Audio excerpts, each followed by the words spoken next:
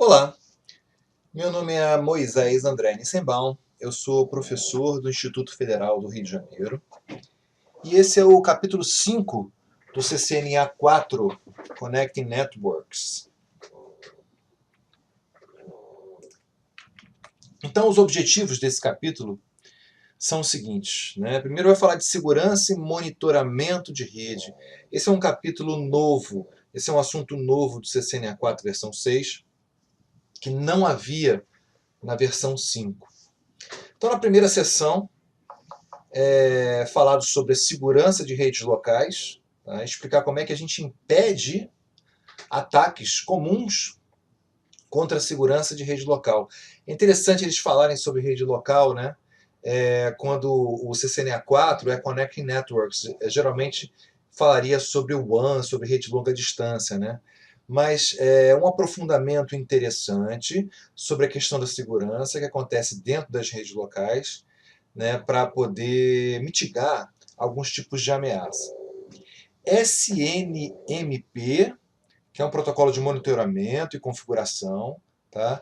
Então, ele ensina como é que a gente configura o SNMP dentro de roteadores para poder monitorar as operações de uma rede, né? De uma rede corporativa e de pequeno a médio porte, né? Porque à medida que as redes vão crescendo, você começa a ter mais equipamentos, você precisa de monitoramento automático. E o SNMP ele ajuda isso, a fazer isso, né? E finalmente o Cisco Switchboard Analyzer, que é o SPAN, né? Então ele vai mostrar como é que a gente configura isso. Isso tem a ver com os switches, tá certo? É uma configuração no switch que vai permitir a gente poder analisar o tráfego. Então ele vai mostrar como é que a gente configura isso e como é que a gente soluciona alguns problemas no caso de configurar isso de maneira errada. Tá? Vamos lá. Primeira seção, então, segurança de rede local. Então, quais os tipos de ataque que ele vai apresentar nessa seção? O primeiro deles é o ataque de reconhecimento de CDP. CDP, só para relembrar, é o protocolo da Cisco de descoberta de vizinhos. Tá?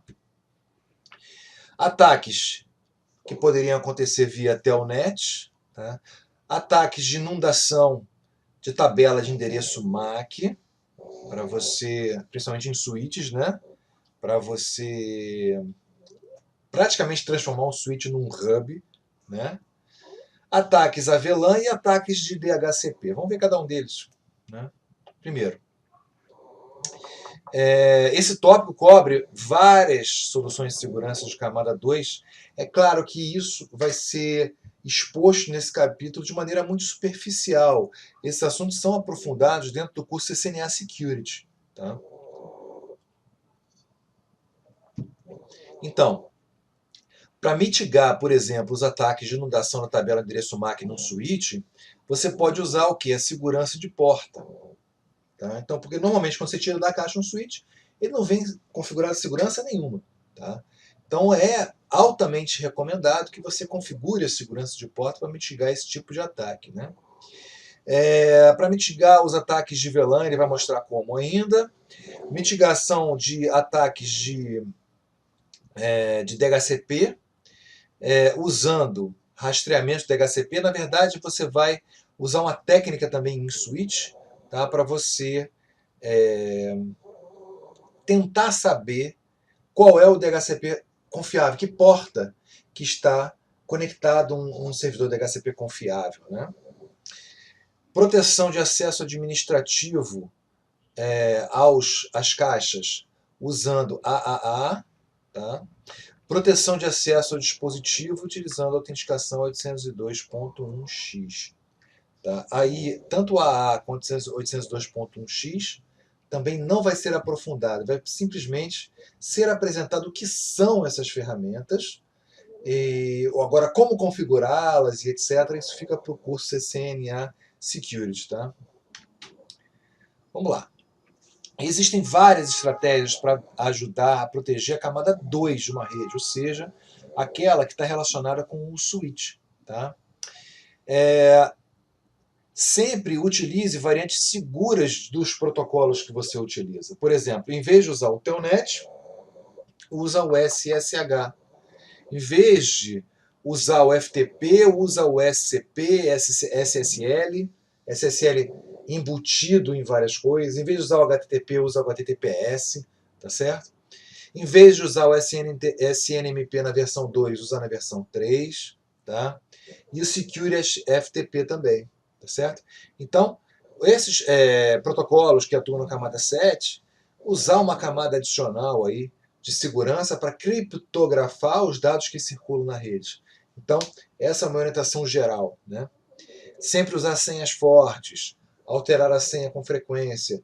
Isso aí independe de tecnologia, isso depende de quê? Depende de hábitos dos usuários, ok? Isso é uma coisa que as políticas de informática da empresa vão ser responsáveis por criar esse tipo de consciência nos usuários, esse tipo de hábito. Ativar o CDP, ou seja, descoberta de vizinhos, apenas em portas selecionadas. Tá? Então, muitas vezes você precisa do CDP? Precisa, para poder monitorar ou até mesmo buscar algum erro que esteja acontecendo na rede. Tá? Mas a ativação disso, ela vem por padrão ativa em todas as portas dos equipamentos da Cisco. Então a gente tem que desabilitar tudo e ir habilitando porta por porta as portas que você seleciona que elas são seguras, né? Usar o acesso Telnet confiável, que na verdade é o SSH, né? Usar uma VLAN de gerenciamento dedicada, né? Quando nessa VLAN nada além do tráfego de gerenciamento deve fluir, tá certo? Então você seleciona uma VLAN para ser a VLAN de gerenciamento. Então, por meio desta VLAN que você vai fazer acesso Telnet ou acesso SSH de preferência nos equipamentos, tá? Então essa VLAN ela vai ficar separada da VLAN de produtividade dos usuários, tá? E usar também a Access Control List, as ACLs, para filtrar o quê? Os acessos que não são permitidos ou desejados. Falando aí, então falamos de coisas gerais com relação à rede local, né? Especificamente o SNMP, o que vem a ser isso e como configurar isso? Bom, então o que é o SNMP? O SNMP permite o quê? Que os administradores gerenciem e monitorem os dispositivos numa rede IP. Obviamente, aqueles dispositivos que são compatíveis com o SNMP. Todos os dispositivos, switches e roteadores da Cisco o são, certo? Então eu posso pegar um determinado computador, por exemplo, instalar um software de leitura dessas mensagens SNMP, tá? E aí eu me comunico com os roteadores, switch, firewall, etc. Fazendo o quê? Obtendo informações dele, né? A partir dessas informações, eu posso gerar o quê? Eu posso gerar, por exemplo, linhas de base.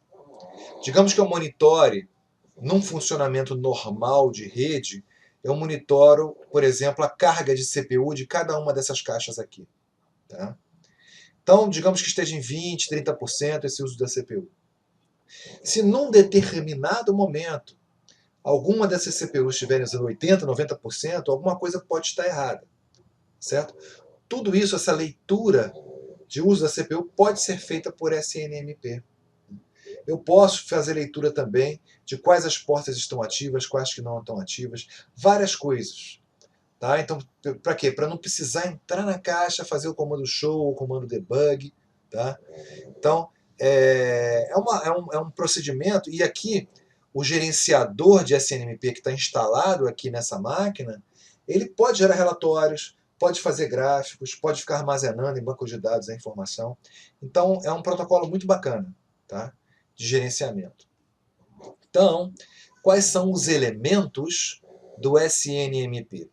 Bom, existe um gerenciador, que geralmente é um software instalado num PC. Tá? Existem os agentes, que são o quê? São os próprios elementos que estão sendo monitorados. Tá? Então, normalmente, esse agente não é habilitado por padrão nos equipamentos da Cisco. Eu preciso dar uns comandos para habilitar.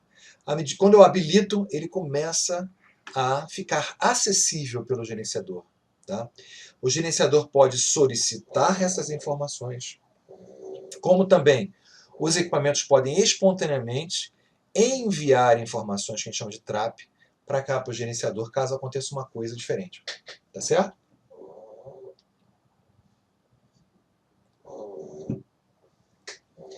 O MIB é um banco de dados de informações que fica dentro das caixas, tá certo? Dentro dos equipamentos que estão sendo monitorados. Então ele tem um banco de dados que armazena todas essas informações. Cada elemento desse banco de dados tem um código, tá certo? É uma estrutura hierárquica que a gente vai ver, tá? E quando eu pego e eu quero obter alguma informação, o gerenciador quer obter alguma informação, ele vai pedir justamente aquele código. Então essa árvore, que é esse banco de dados hierárquico, ela tem que ser de conhecimento também do gerenciador, tá certo? Tá? Existem árvores que são abertas, são padrões RFC, e existem árvores que são construídas pelo fabricante. A Cisco, por exemplo, tem a sua árvore de códigos no MIB. Tá? Então, isso aí pode. Então, o gerenciador, tendo conhecimento dessas árvores, a árvore da Cisco também é pública, tá? Ele pode obter esses dados, pode até setar uma determinada coisa. Ele pode habilitar uma porta, desabilitar uma porta, desde que os agentes forem configurados para aceitar esse tipo de definição. Normalmente, isso não é feito, tá? Normalmente é dado acesso apenas de leitura ao MIB, aos MIBs dos equipamentos, tá certo? Por questões de segurança, evidentemente, né? Então, como a gente conversou agora, a operação do SNMP, ela consiste no quê? O gerenciador pode obter um ou mais registros do MIB de cada um dos equipamentos, tá certo? Pode, se os equipamentos permitirem, pode definir um ou mais elementos da tabela MIB, tá certo? E também os agentes eles podem espontaneamente enviar por meio do trap, tá? Informações sobre as suas entradas na MIB, ok? Obter em inglês get, definir em inglês set, ok? O SNMP ele atua em várias versões, ok? A primeira versão do SNMP foi a versão 1, que está em desuso. E aqui tem uma tabelinha comparativa. Depois veio a versão 2 e a versão 3. A versão 2 e a versão 3 é que mais estão sendo usadas hoje. Tá? A grande diferença entre a versão 2 e a versão 3 é que a versão 3 permite o quê? Dados encriptados na hora de transmissão entre o agente e o gerenciador, tá certo? Então essa é a grande diferença, por isso que é muito recomendado usar a SNMP versão 3. Tá? Obviamente esses dados somente devem circular em VLANs separadas, tá certo? Os dados SNMP nunca devem ser transmitidos por VLAN de produção, VLAN dos usuários, né? Então a gente já tem essa camada de proteção, mas além disso, é interessante que a gente criptografe esses dados. Tá? O SNMP versão 3 pode trabalhar no modo criptografado ou no modo não criptografado. Tá certo? Todos eles permitem autenticação, tá certo? Todas as versões, sendo que na versão 1 e na versão 2 é baseado numa string, é uma string compartilhada, né, entre a gente e gerenciador, ao passo que na versão 3 a gente já pode fazer um banco de dados de usuário dentro das caixinhas para poder autenticar isso, inclusive fora das caixinhas, para poder autenticar isso também. Tá certo? Então, basicamente, essas são as diferenças entre as versões do SNMP. Tá? Muito bem, vamos agora às configurações. O que vai ser visto aqui no nível do CCNA4, tá? Não vai ser dada assim muita explicação dessas configurações.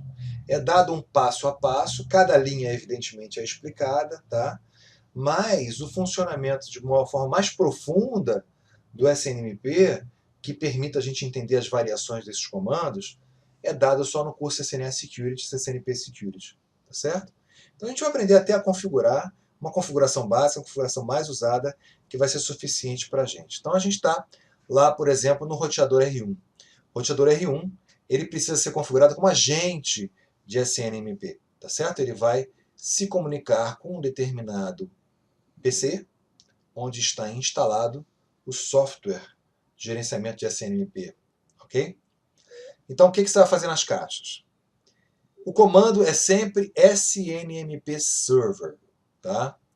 E eu tenho que fazer toda a linha, eu tenho que dar SNMP Server. Ele não entra no modo SNMP, entendeu? Eu tenho que dar toda hora esse comando, SNMP Server, tá? Então, aqui nesse primeiro comando ele está definindo a senha da comunidade, provavelmente ele vai usar a versão 2, tá certo? Do SNMP. A senha vai ser esse Batonaug, certo? Vai ser somente leitura, read only, lembra que a gente é recomendado, né? Então o gerenciador de SNMP não vai poder setar nenhuma entrada do MIB, só vai poder fazer a leitura, tá certo? E ela é regida, essa comunicação é regida pela ACL chamada SNMP-ACL, tá certo? Esse server location e server contact são opcionais, é apenas para documentação, não tem efeito nenhum de configuração no roteador. E aqui location e contact, isso aqui é autoexplicativo, tá certo? Eu vou dizer que o host que pode visualizar essas minhas mensagens SNTP vai ser restrito ao host 92.168.1.3, que é esse PC aqui. Eu vou usar a versão 2C do SNMP, tá? E aqui eu estou colocando a senha, de novo, da comunidade, tá certo? Quando eu coloco o Enable Traps, eu vou habilitar o quê? Eu vou habilitar aqui os roteadores e switches, ou no caso o R1, né? Ele envia espontaneamente mensagens para o PC1, caso aconteça alguma variação, alguma coisa que varia na MIB, né? Essa Access List aqui, IP Access List, ela vai permitir o quê? Vai permitir o host 192.168.1.3, tá certo? Então, essa é mais ou menos a configuração básica para o SNMP funcionar. Fez essa configuração, pronto. Começa a circular o quê? As mensagens SNMP. O roteador R1 começa a aceitar consultas desde que venham do 92.168.1.3.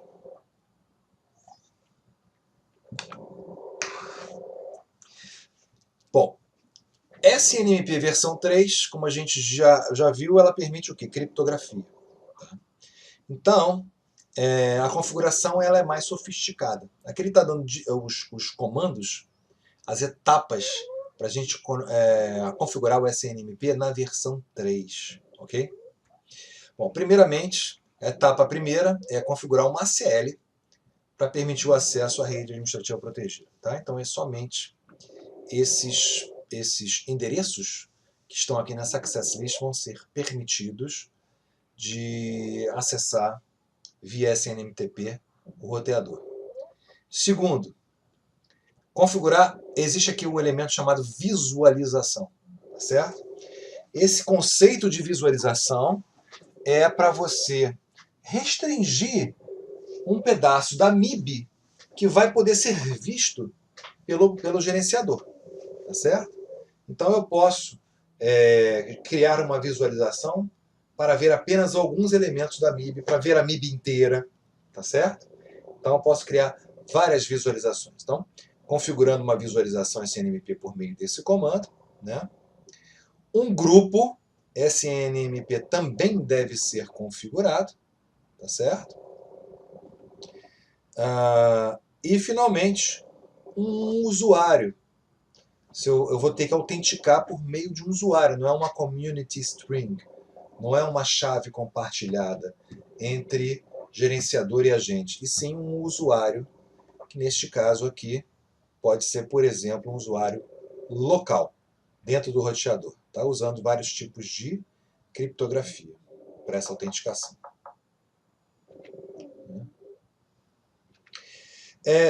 O que acontece, gente? Na versão online, tá? Na versão online do currículo, a gente tem aqui vários exemplos de configuração do SNMP, tá certo? Aqui o exemplo de configuração. E a gente tem também uma prática, um laboratório que eu aconselho fortemente a fazer. É um laboratório que você vai configurar num switch a versão 2 do SNMP e num roteador a versão 3 do SNMP, tá certo? E aqui você vai instalar um gerenciadorzinho e vai visualizar a MIB do R1 e do S1, tá? É muito bacana essa prática. Agora, só funciona com equipamentos reais. Não funciona com Packet Tracer, ok? Muito importante fazer para você entender realmente a configuração. Agora, a configuração é um passo a passo. Não vai aprofundar nisso aí, tá certo? Vamos agora para o SPAN, terceira e última seção desse capítulo, tá? Cisco Switch Port Analyzer, tá? O que vem a ser isso, né?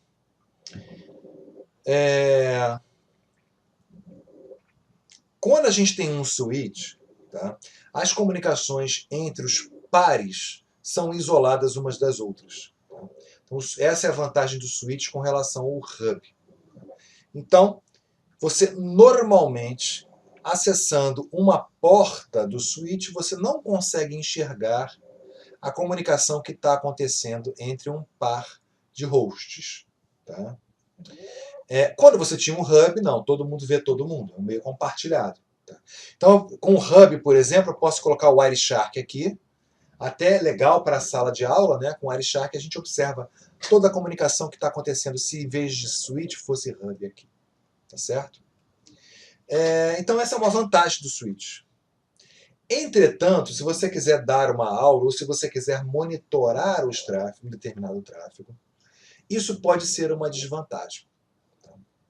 Então, para superar essa dificuldade, a Cisco criou uma determinada configuração chamada SPAN, tá?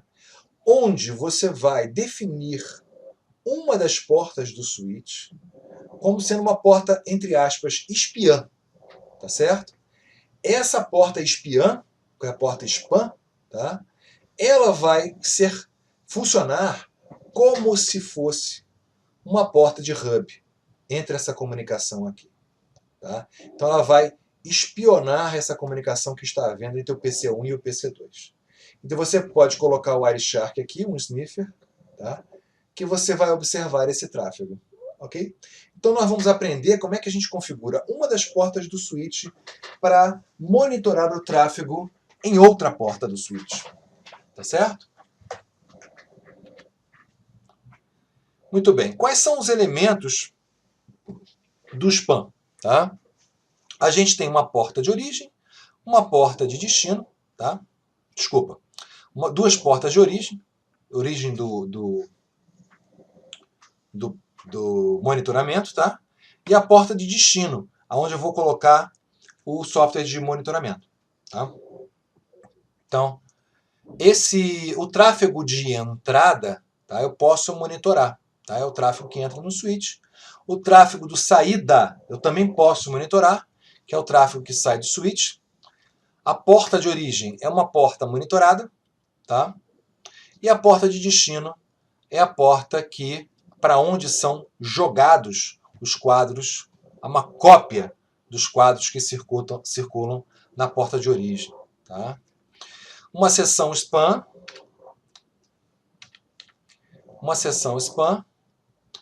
Ela é o quê? Uma associação que existe entre a porta de destino, né, e uma ou mais portas de origem. Tá? Então você diz que está acontecendo uma seção de SPAN. E a VLAN de origem? É a VLAN que é monitorada para análise desse tráfego. Tá? Então essas são as terminologias usadas no SPAN. É importante para a gente entender a configuração, que vai acontecer já já. Tá? O que mais? A gente pode também usar uma sessão remota, tá? No caso, o spam, a gente usa quando a gente está diretamente ligado no switch que a gente quer monitorar. Tá? Mas se por acaso a rede for grande, eu posso fazer um monitoramento remoto também. Pode atravessar vários switches e eu chegar justamente naquele switch que eu quero analisar. Para isso, eu vou usar uma variação do spam, que é o RSpam, que é o Remote Spam. Tá certo? Ok. Tá. Que comando eu utilizo para configurar o spam? Primeira coisa, eu associo uma sessão spam a uma determinada porta de origem. Para isso, eu uso o comando monitor session. Tá? Monitor session, o número da sessão. E a origem, source, vai ser uma determinada interface ou mesmo uma VLAN. Tá certo? E a sessão do spam também deve ser associada a uma porta de destino. Eu uso um comando bem parecido, só que em vez de source, eu ponho destination. Tá? Então é só isso. Ó. Monitor session 1, o source é a interface FAST01 e o destination é a interface FAST02. Tá? Então, tudo que rolar aqui na interface FAST01 vai ser copiada para a interface FAST02. Tá? Importante, essa interface FAST02 ela perde a conectividade com a rede. Tá certo? Então ela não tem nenhuma conectividade com a rede. Ela apenas passa por ali, passa a passar por ali apenas o quê? O tráfego copiado da faixa 01. Tá legal? Beleza, né? A gente pode usar o spam, a gente pode configurar provisoriamente o spam para ser uma ferramenta de solução de problemas. Por quê? Porque o spam permite que os administradores façam a solução de problemas de rede, claro. Né? Eles podem usar o spam para duplicar e redirecionar o tráfego para um analisador de pacotes, ou seja, para um sniffer de rede. Então, se você está desconfiado que por alguma porta está passando um tráfego suspeito, você pode monitorar aquela porta usando o spam. Né? O administrador pode analisar o tráfego de todos os dispositivos para fazer a solução de problemas de operações problemáticas de aplicativos de rede. Tá? Às vezes tem um aplicativo de rede que está consumindo mais banda ou que está jogando lixo na rede. Tudo isso você pode monitorar. Como se você colocasse ali uma probe, né? Uma ponta de prova dentro da tua rede. É muito legal o spam. Tá? Bom, de novo, o spam também, na versão online, né, você vai ter também um laboratório, tá? Para você analisar, capturar o tráfego usando o Wireshark. É muito bacana esse laboratório também. Aconselho a todos que puderem fazer, tá certo? E com isso a gente termina o capítulo 5.